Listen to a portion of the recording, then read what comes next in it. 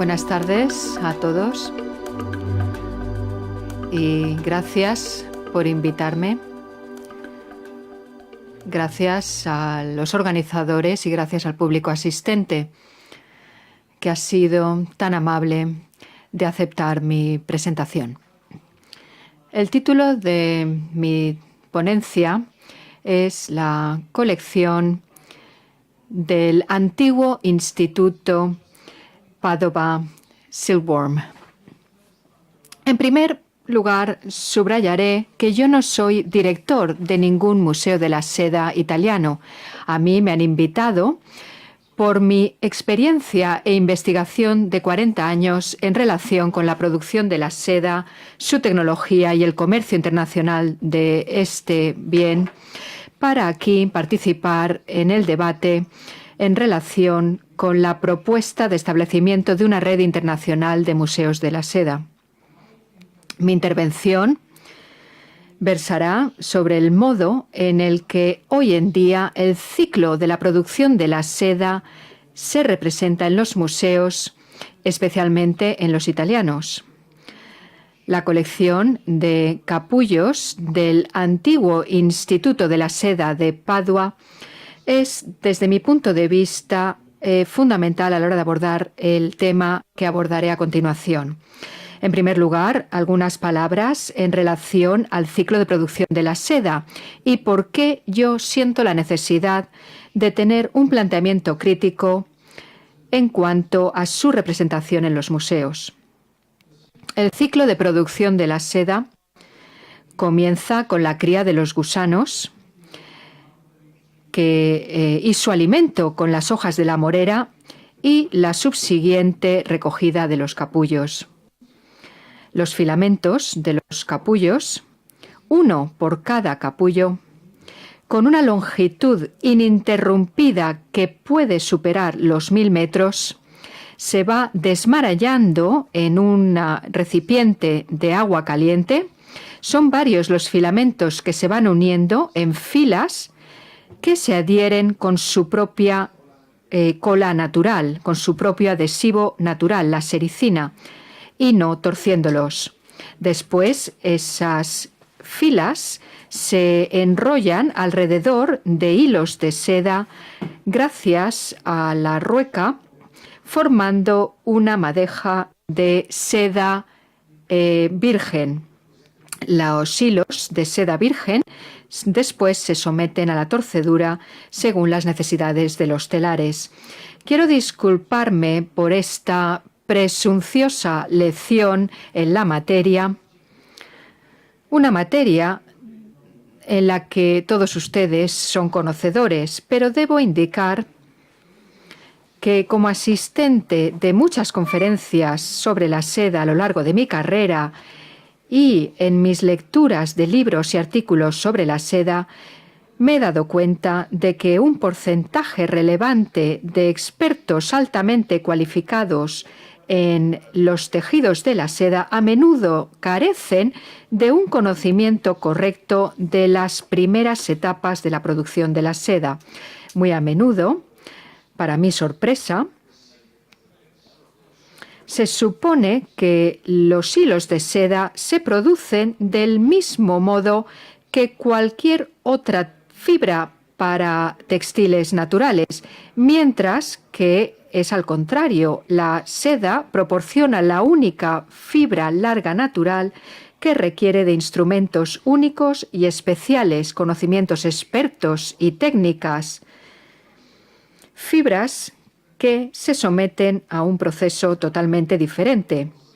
De ahí deducimos que en varios casos el origen y crecimiento histórico de la manufactura de la seda se ve inadecuadamente representado y el papel del cultivo de la seda se ve también poco entendido. Supongo que el culpable de estos conceptos equivocados radican en la especialización sectorial de las últimas décadas, en unos conocimientos fragmentados, unas competencias fragmentadas y en distintas barreras existentes. Un resultado desafortunado es que en Italia, por ejemplo, existen fondos y colecciones maravillosas de textiles domésticos de lujo en una serie de museos dedicados al arte, mientras que los museos técnicos tienen o bien colecciones de gusanos o capullos y otros tienen colecciones especializadas de maquinaria de manufactura de la seda.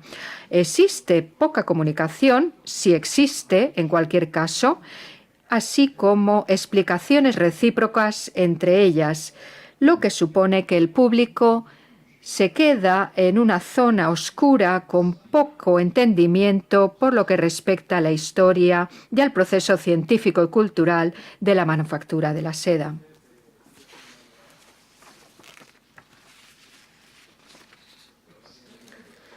El cultivo de la seda, la sericultura extendida, comenzó en el sur de España y en el sur de Italia hace unos 1000 años. Puso en marcha toda una cadena de cambios técnicos y el último paso fue la producción de alta calidad de manufacturas de la seda. Esta cadena, es decir, el ciclo de producción de la seda, supuso también el asociacionismo en gremios y en entidades religiosas y cofradías religiosas. Distintos grupos de trabajadores, desde campesinos a mercaderes de seda adinerados, incluyendo a distintos artesanos, se especializaron en los distintos campos del ciclo. La cadena se sintió durante varios siglos como un terreno de juego común.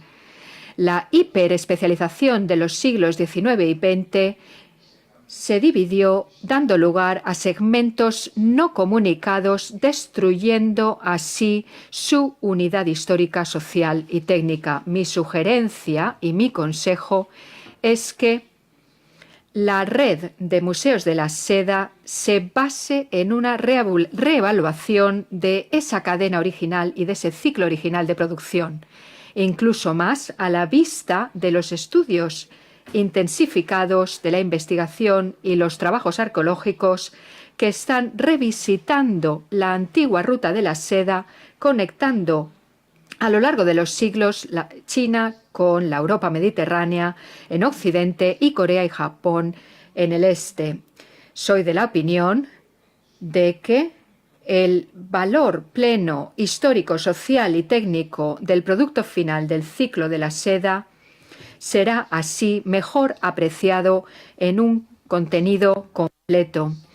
Comentemos ahora algunas imágenes que voy a presentarles.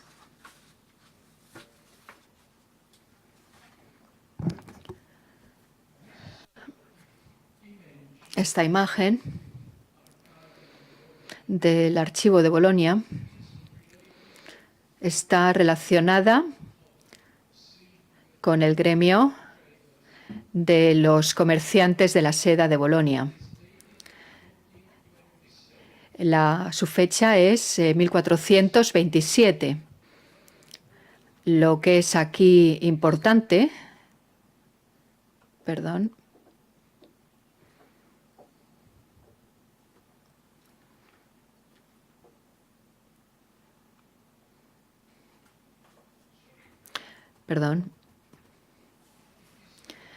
es importante señalar estos dos escudos de los gremios, estos escudos de armas o emblemas que representan la mariposa del gusano de la seda, los huevos que producen, los capullos, los vemos aquí en la parte inferior, en su forma más antigua, muy común, por cierto, en España. Y tienen algo peculiar, algo de lo que se dio cuenta el profesor ya fallecido Carlo Poni, un investigador muy importante en el campo de la seda en Italia. Este velo de seda tiene 3 puntos de unión verticales, mientras que este otro tiene 4. Esto no es fortuito. Cualquier unión en este sentido hasta el siglo XVII tenía un significado muy, muy preciso. Estos ovillos contenían seda retorcida, y aquí observamos también la seda en bruto, la seda virgen. La diferencia es mínima, pero a los ojos de aquellos que comerciaban con la seda estaba muy clara esa distinción. Simbolizaba 2 capítulos o 2 apartados diferentes de la producción. Un comentario adicional. Esta imagen es la más temprana que tenemos, de 1427. A lo mejor en otros archivos encontramos mejores datos, pero Carlo Poni dice que en el siglo XIII el eslogan, el emblema de la mariposa y los capullos, esos símbolos, ya se daban a comienzos del siglo XIII y que eran el emblema ya del gremio de la seda de Bolonia.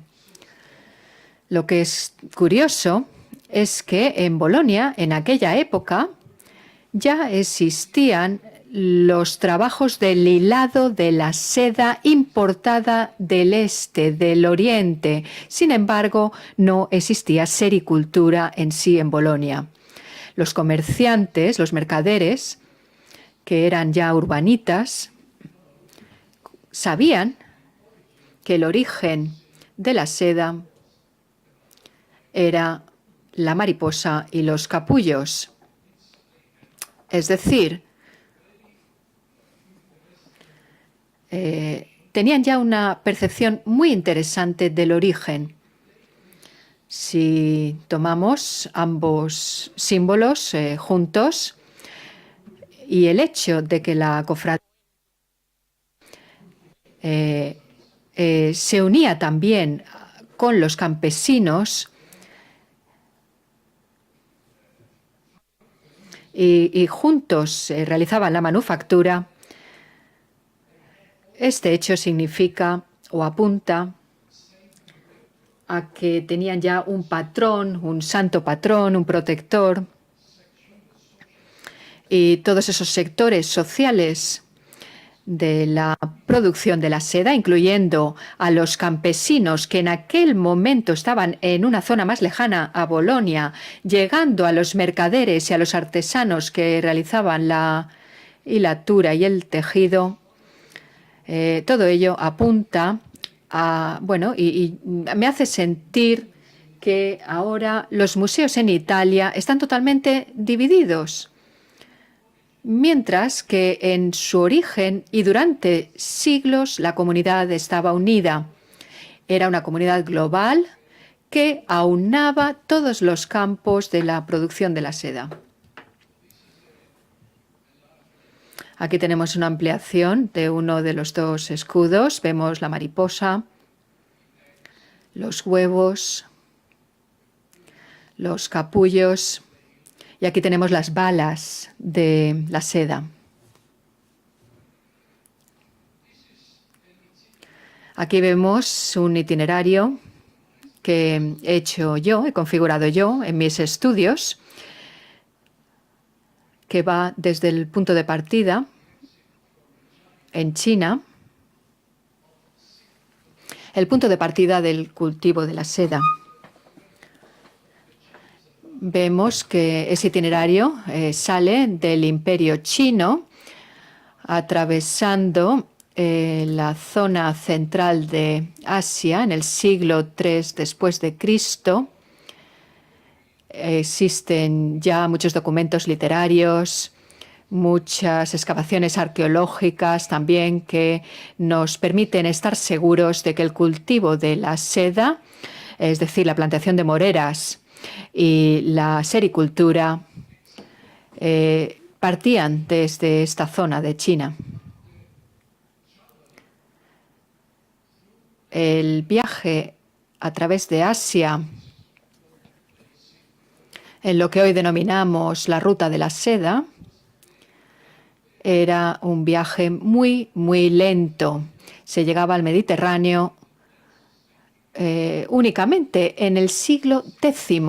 Es decir, hablamos de 6, 7 siglos de duración de ese viaje, partiendo desde China y llegando a Europa, mientras que los tejidos de seda ya habían estado presentes en el Imperio Romano, habían llegado a pie, por el mar o por otros medios.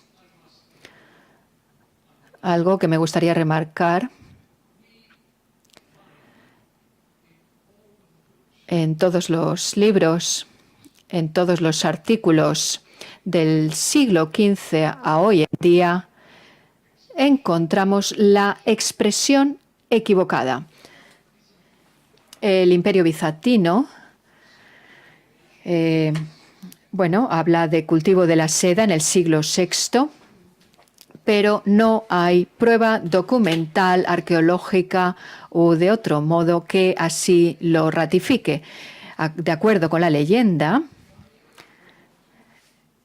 provenía de 2 autores bizantinos, Procopios de Quesania y y Teófono, un historiador, podríamos decir un historiador del siglo VI y el siglo VII, con 2 descripciones diferentes, totalmente diferentes entre ambos.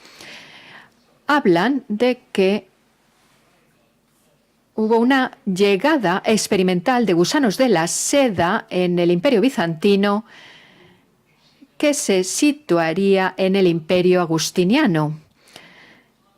Tras ello, no hay fuentes literarias que lo mencionen hasta el siglo X o el siglo XI. No hay prueba arqueológica tampoco, pero existe probabilidad de que así fuese, pero como digo, no hay prueba que así lo ratifique. Como historiadores debemos apoyarnos en fuentes documentales, en evidencias arqueológicas, etcétera, y no las hay. La primera evidencia documental que todos ustedes conocerán es la Calendra de Córdoba del siglo X y el pergamino de Calabria, encontrado hace 30 años en Italia, al sur de Italia. El Calendrado de Córdoba, en primer lugar. Esto indica ya cultivos de morera en el siglo XI, a comienzos del siglo XI. Y esa sería la perspectiva. Deberíamos tener en cuenta también que los informes de Procopio y Teófano no mencionan a los monjes ni que trajesen gusanos de seda de China. No lo mencionan, puesto que no había monjes en ese momento. Por tanto, esta revisión de estas 2 historias comenzó en el siglo XV en Italia y se mantuvo hasta prácticamente la actualidad. Todo el mundo hace referencia a ello. Pero deshagámonos de esa idea porque no hay nada que la apuntale. Vamos a continuar. Aquí vemos el alcance en la segunda mitad del siglo XIX, la intensidad de la presencia de moreras y sericultura en Lombardía, en la zona de Venecia. Pero, bueno, vemos que casi toda la península estaba cubierta de moreras y que había millones de campesinos que en 1850, 1860, Italia era el segundo exportador de seda virgen tras China.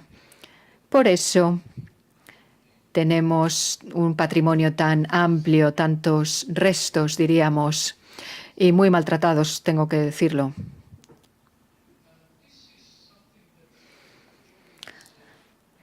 Bueno, esto es algo que une a Italia con España a comienzos del siglo XV.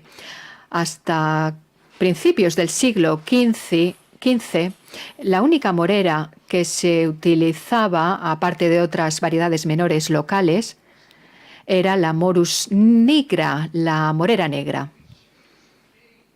que bueno, era adecuada para alimentar a los gusanos de seda, pero según sabemos en base a análisis técnicos realizados por el Instituto de la Seda en los años 80, la seda cruda que procedía de los gusanos alimentados con la morera negra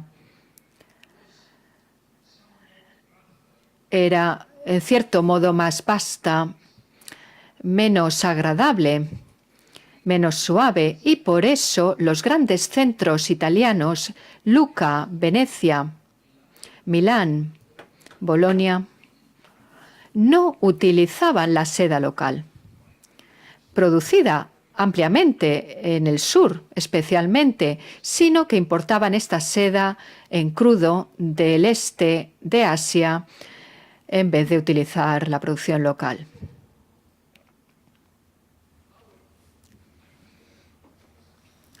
Ahora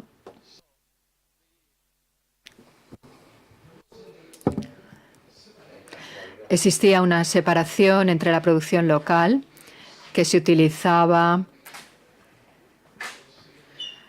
a otros efectos o para productos menores, también en España, concretamente en la zona bajo el control musulmán, en los alrededores de Granada, con las moreras.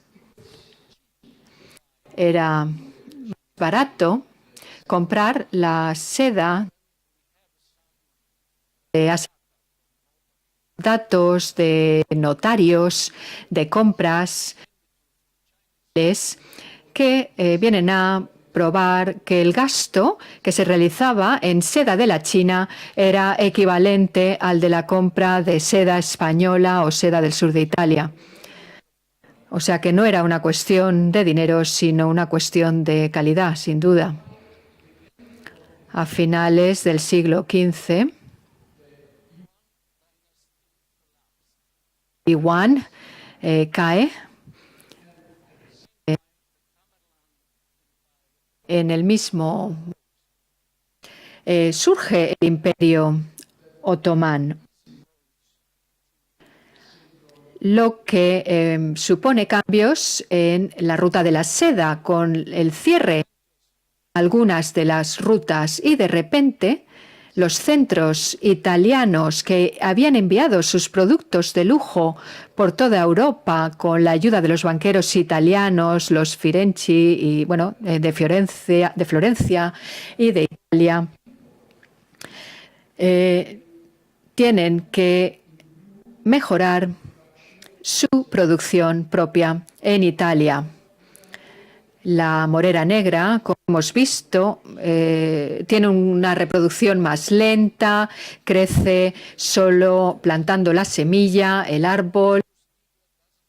Mucho tiempo. La Morus nigra no es apta para todos los suelos, todos los terrenos de Italia. Y lo más importante, el podado de las moreras negras es prácticamente imposible, puesto que crece de una manera muy borde, muy salvaje, y ellos suponen hojas, y asimismo requiere un mayor trabajo a la hora de subir a la copa del árbol. Se puede aumentar la producción, era lo que se necesitaba en aquel momento. De hecho, en 1405 los precios en los mercados veneciano y florentino de la seda en crudo es de una libra italiana. Para una libra italiana, 350 gramos aproximadamente, el precio de una libra era de 3, 4, 6 monedas de oro. O sea, era carísima la seda crudo. Y es en esos años exactamente cuando por primera vez la morera china, la morera blanca, Morus alba, llega al norte de Italia. Es la primera prueba documental que tenemos de ello en Moldovi, cerca de Cuneo. Hay un libro que registra su llegada. Quizá llegó a alguna otra zona cercana, pero posiblemente llegó de las colonias genovesas en el Mar Negro y llegase a Génova, y de Génova fuese trasladada a la zona del Piamonte en el sur, y después se extendería a la Toscana y a través de los mercaderes con una fuerte presencia en la zona de Valencia, llegase esa morera y de ahí se trasladase a Murcia y a toda la zona del Levante valenciano. Esto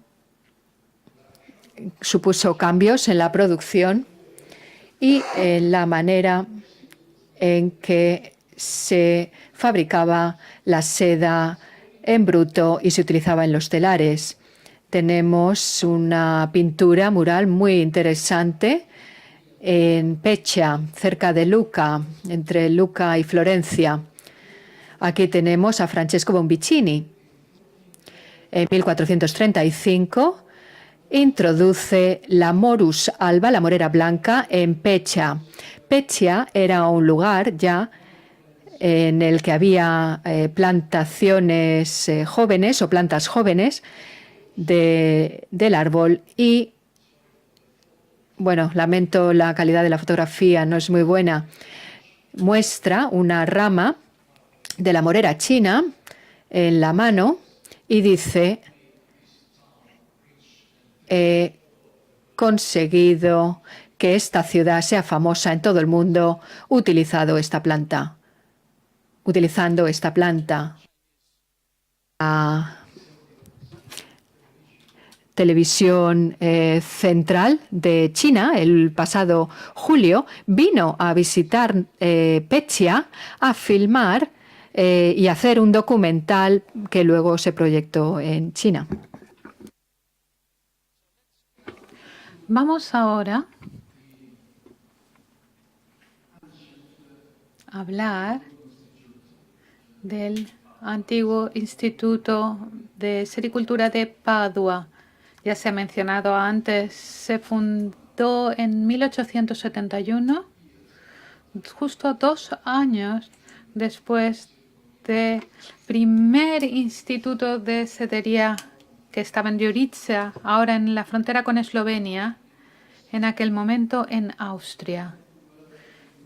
Los hombres que trabajaban en Gorizia se trasladaron a Padua y crearon este instituto. Y este instituto fue el centro del control de la enfermedad del gusano de la seda. Pero recolectaron 200 muestras de capullos puros de todo el mundo. Esta es la colección mayor de capullos del mundo, que tienen ya más de un siglo de antigüedad. Y el técnico del Museo Nacional Chino de la Seda vino a Padua hace 2 años para examinar la mayoría de estas bases, de estas muestras, y dijo que unos 400 de estos capullos vienen de estos recipientes vienen de China, porque en aquella época China producía muchos tipos de capullos, la mayoría blancos, pero incluso algunos que no eran blancos. Es muy, muy interesante y es la colección más interesante de este tipo del mundo. Pero debo decir que La supervivencia de este Instituto de Sericultura está en juego desde hace muchos años. Cuando en Venecia celebramos una reunión de la seda de Italia, estaba a punto de acabarse porque este instituto técnico estuvo a punto de llegar a su fin, porque no es que se libraran de él simplemente, sino que iban a acabar con él. Por suerte, conseguimos detener esa iniciativa y el último año el Instituto de la Gusano de la Seda ha entrado bajo el amparo de la Universidad de Padua. Ha sido muy difícil y muy costoso y ha habido que pelear mucho, pero al final se ha conseguido. Está ahora todavía funciona, pero hay que decir dos cosas. Casi nadie lo visita, en primer lugar, y debo admitir que yo he estado en muchos museos que se han mencionados esta mañana por el doctor Huerta, pero aquí hay que decir que no tienen público. Yo he visto en Maxwell y tampoco hay tanto. Tienes que llamar para que te abran la puerta. No hay nadie allí. Así que esta es una cuestión que me gustaría destacar. Tenemos que trabajar para mejorar esta situación. Las instituciones técnicas no son algo que el público le guste ir a verlas. Tenemos que encontrar la manera de promocionarlas porque las atesoramos, pero el público no va. Y deben saber que 3 de los institutos del gusano de la seda del norte, que son más menores, pero todavía importantes, en especial el de Trento, que era, bueno, sabéis, donde hubo las reuniones de la Contrarreforma en el siglo XVI, han sido cerrados. Todo el personal que trabajaba allí, todo el material que había ahí, los documentos, los archivos, las máquinas, pasó un bulldozer en una mañana y acabaron con ellos. Así que es algo que tenemos que plantearnos porque es algo que puede suceder. Aquí ven una imagen que, bueno, mis compañeros van a hablar de esto ahora luego. Es uno de los elementos más importantes en la ascensión al poder de Luca en el siglo XII.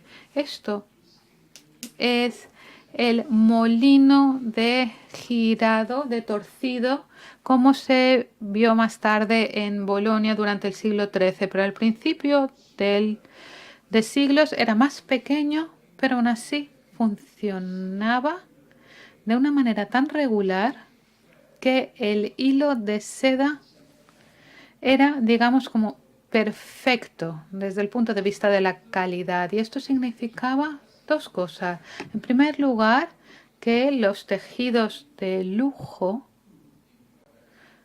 mostraban una calidad superior. Ya sé que la calidad es una entelequia filosófica que podemos discutir durante siglos, pero las personas compraban y vendían estos textiles de lujo y sabían exactamente lo que significaba esta calidad. La segunda cosa es que la productividad de esta maquinaria era tan alta que el coste de Luca a la hora de hacer las hilaturas le permitía a Luca ir por encima de Estambul, Bizancio en la época, y de otros centros del Mediterráneo, porque sus costes estaban bajo control, porque la productividad era de 6 a 8 veces la de, por ejemplo, el que se ha mencionado de la forma en lo que hacen manualmente en Canarias, que han comentado esta mañana, por ejemplo. Esto es muchísimo más eficaz. mucho más productivo.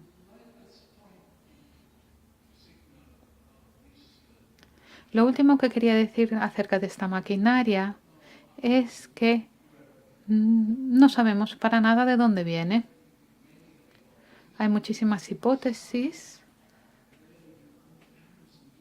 algunas muy confusas. Hay muchos en documentos que para mí no significan nada de nada.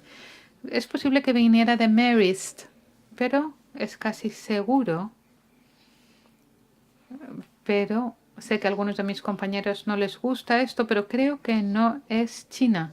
Y esto es importante porque esta es la única maquinaria de seda que no es de origen chino que se ha utilizado en Europa. Todo el resto de maquinaria o el prototipo o una máquina similar, y cuando digo similar me refiero a casi idéntica en China, pero no para esta máquina. Así que tenemos un par de modelos más. Aquí lo veis, este es de Bolonia, creo. Y esta es una fábrica actual que está cerca de Trento, en Rovereto.